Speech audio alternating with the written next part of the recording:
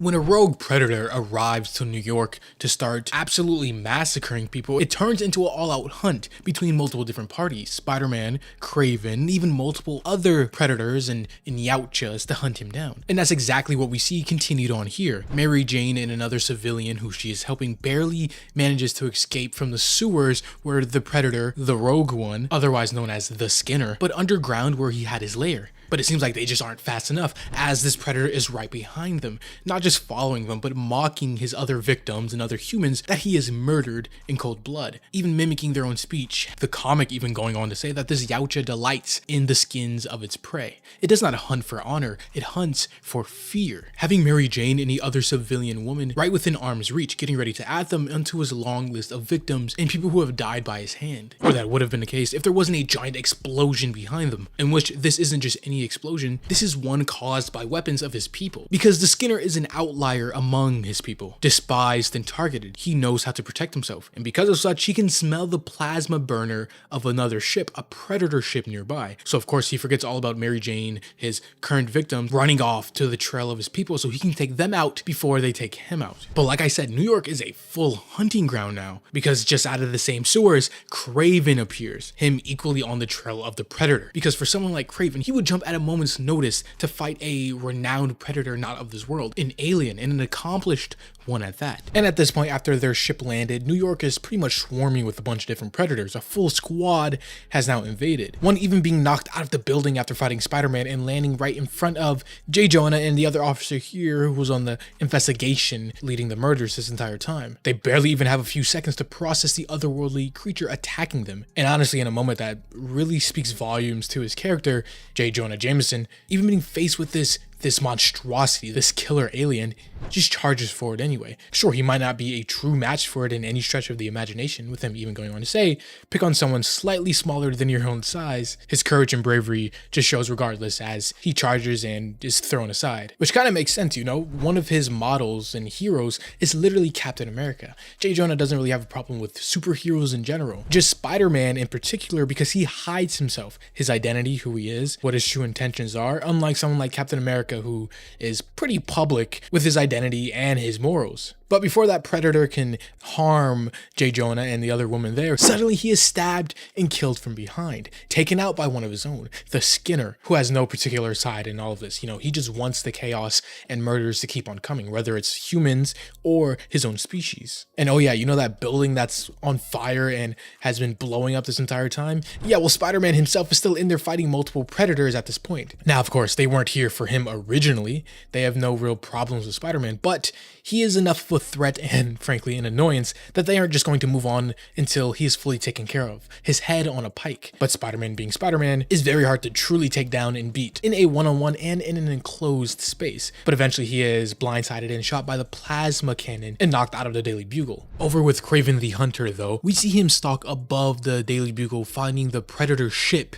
that they all arrived on. But not just him. It seems like the other predator, the main focal point of this entire series, Skinner, he has had the same idea. He knows his best chance of survival isn't a full-on attack and assault on the other Yautja or predators here, it's to return to the shadows and play stealthily. If he is able to destroy their ship, they will be trapped here in New York on this planet that they know nothing of, but he knows oh so well. He is so focused on this goal to get it done quickly, he fails to realize that there is another great hunter stalking him, Kraven the Hunter, as he lunges down, stabbing the alien in the chest, starting their own great and pretty bloody battle. Because Kraven's intentions here and goal is pretty simple. You know, he has hunted every predator on the face of the planet. And so now he turns his attentions to the stars. As you see the two just go at it, trading blow for blow, using their blades and weapons to cut each other apart. Blood just spewing everywhere, whether it's red human blood or the green predator blood. It's a battle of will, survival, combat prowess, until eventually there is one winner. Kraven the Hunter stands victorious, holding the entire head of the predator, the Skinner, as he was known to be, completely beheaded. Which is all fine and dandy, one problem completely taken care of, yet that still leaves an even bigger problem in the wake of his death. You see, anytime a predator dies on duty or while hunting, their armor and tech is automatically set to self-destruct, just so you know that same advanced technology and their knowledge doesn't get into the wrong hands of whatever species killed them. though said technology is so powerful that if this bomb were to go off and explode, it would take out half of the entire city of New York. Thankfully, or unthankfully, depending on how you look at it, Spider-Man finally arrives, but not in the best of shape. He has a few broken ribs, his left ear won't stop ringing, but he did survive the plasma blaster, and his spider sense going off to this explosion that could rock half the city, it brought him to the roof of the Daily Bugle. Of course, Spider-Man is intelligent enough to put 2 and 2 together. That beeping that's coming from his wrist, yeah, it's a bomb getting ready to go off. And currently they only have a few meager seconds until they are all blown up to smithereens. So Spider-Man now being pushed into a corner, he does the only thing he knows how, the sacrifice play. Because under normal circumstances, Spider-Man and Kraven are mortal enemies. But currently, these are very not normal circumstances. So Spider-Man webs the bomb up and swings off to put enough distance between the explosion and New York or civilians as possible, swinging as fast and far as he can, even as Mary Jane and the other civilians down below watch and just call out. And of course, him being so far up, he doesn't hear her, he is focused. But the thought of Mary Jane is always with him. So sure, he would sacrifice himself for the city any day of the week, but he would die 1,000,000 times over for her. In which that's exactly what it seems like. Spider-Man swinging off to the nearest body of water, letting go just in time as the bomb starts to go off. Though unfortunately, it seems like he didn't get out in time as he is caught in the enormous and gigantic explosion that follows. The detonation so big that Kraven is still blinded by the light,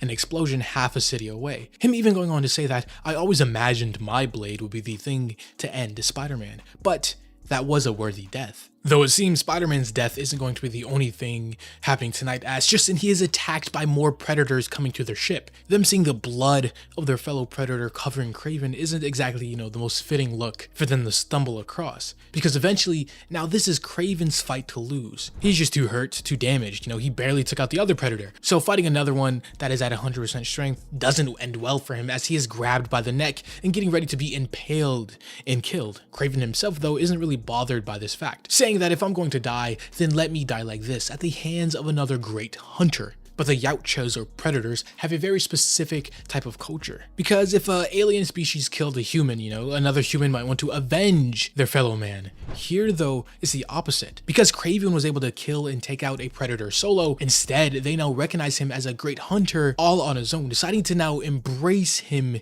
into their own ways. So instead of just impaling him and killing him, Predator here does something very unusual, taking his weapon and instead carving something into Kraven's forehead. The mark on his forehead is the same one that was left at crime scenes before, that spanned the entire globe in other centuries prior. No, Kraven hasn't just been spared, but he has now been branded as the ultimate killer, a bloodied warrior, someone worthy enough to not just live after encountering a predator, but even join them on their escapades across presumably the galaxy, which honestly would be a pretty cool twist of events for Kraven as a character. Eventually besting all of the challenges on Earth, he then turns his attention to the wider Marvel universe at large, going from different planets and different civilizations, hunting the best, getting more gear, armor, leveling up. In my opinion, that would make for a pretty cool story, and one that we might even get to see later on. But over with MJ, we see her running and crying, going to the last site where she's seen Spider-Man swing off and get caught in the ginormous explosion. But if there's one thing consistent with Spider-Man, is that he is nothing but resilient. As we see, he's not only very much alive, but here to meet and greet MJ in the flesh. But even as they are here hand in hand, they look up and see the Predator ship leaving Earth's atmosphere with Kraven on board. MJ going on to say that they're gone and thinking that they are safe. Peter, on the other hand, and rightfully so, doesn't believe that one bit. But MJ just decides, let's save that problem for another day and let's make the most of right here and right now. Speaking of right now, though, we move back once more across the city and see what J. Jonah and the other cop detective lady are doing after getting so close to being skewered by one of the predators. That same predator who was stabbed